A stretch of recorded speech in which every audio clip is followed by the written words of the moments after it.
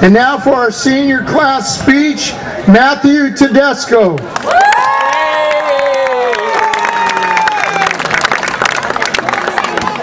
Thanks, Mr. Cordy.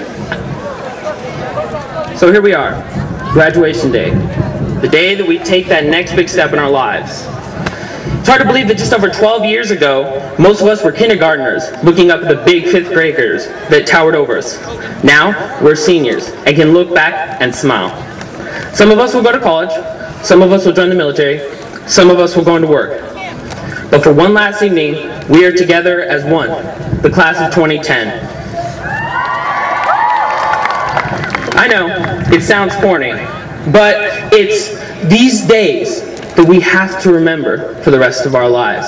It's important that we remember the experiences that we've had at Cal High, and that's what we have to take with us on our journey. For me, I'm excited to move on to college, and I know that if it wasn't for my various experiences at Cal High, I would not be ready to take the next step. I want to thank all the teachers, for without them, we would never have learned how to appreciate the importance of great thoughts in life. Before I came to Cal High, English was a boring subject, but thanks to teachers like Mr. Canavy and Mr. Height, I've developed an appreciation for literature that I will carry with me for the rest of my life. I've learned not only how to read the words, but to understand why they're relevant. How I have learned from the amazing work that Mr. Johnson has done in the music department. How he could teach us how to become better musicians, and how we could use it as a source of discipline and fun. Because of Coach Linda, I've even learned how to survive a weight training class. And then there's Mr. DeVries, always yakking on and on about GDP and supply and demand. Things we knew wouldn't help us now, but definitely in the long run.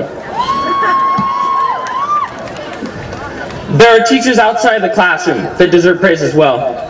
Individuals like Coach Hayes, Coach Carbo, and Coach Sanchez taught us the dedication that it takes to be a leader, work with others, and reach deep inside to push ourselves to new heights.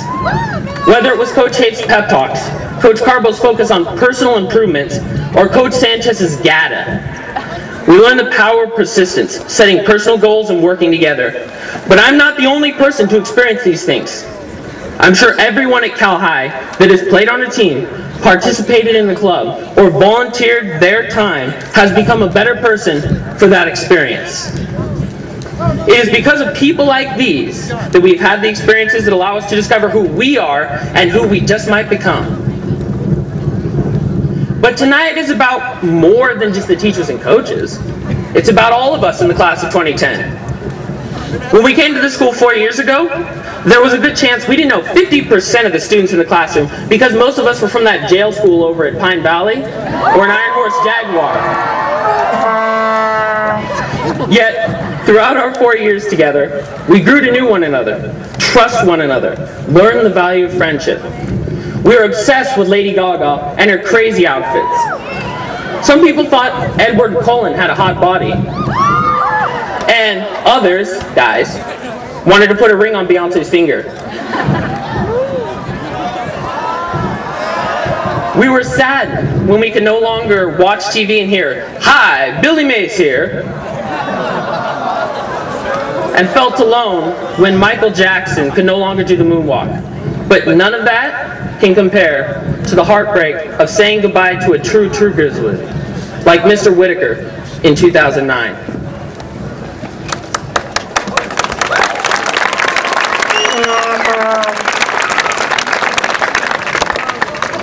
Over the past 4 years, a lot has happened. In the end, the class of 2010 shared those moments together and are better for it. By getting to know each other, we have changed each other's lives, much like we will change the lives of others as we continue on our journey. Last but not least, I'd like to thank the Pam family, parents, friends that are in the stands up there. Without any of you, none of this would be possible. Your love, support, and patience has taught us the value of relationships. I do have to say, though, if there's one thing that we can all remember in our past 4 years, it's the never-ending construction on campus. Ironically, It's that same construction that can help us to better understand what's going on in our lives. Like having to find a new way to a classroom, having to put up with the minor inconveniences of construction workers getting in the way, and ignoring the distractions of noise, fire alarms, and mud. We learn that the only thing constant is change. And much like life, it doesn't help to worry about the small stuff. These experiences have taught the class of 2010 that it's important to stay focused during the distractions that will happen in our lives, and to spend our energies celebrating our achievements and learning from our adversities. So all this comes to this day, the day when we all dress up in these funny robes in front of our parents, only to have them rush down onto the field and take pictures. We wonder why they want to do that. Okay, we just want to go celebrate, all right, with all our friends. But the answer is simple. Within those pictures will be the memories of an experience that will last a lifetime. It might be that picture with that hot girl that always sat in front of you in math. That secret handshake you developed with your friends in trig. Or even that one teacher that you respected so much you had to get him a pink flamingo before you left. All of those experiences will be locked away in a picture frame, a memory. 30 years from now, we'll look back at those pictures and say, what the heck was I doing? The answer is simple. We were reminiscing on the experiences that created the person who we are today and who we might be in 30 years. As for the future, in the words of Jimmy Buffett, whether it's big or small, if you have a passion at all, just say, someday I will. So remember, smile for the camera, hug your family and friends, and be kind to those on your journey. Thank you.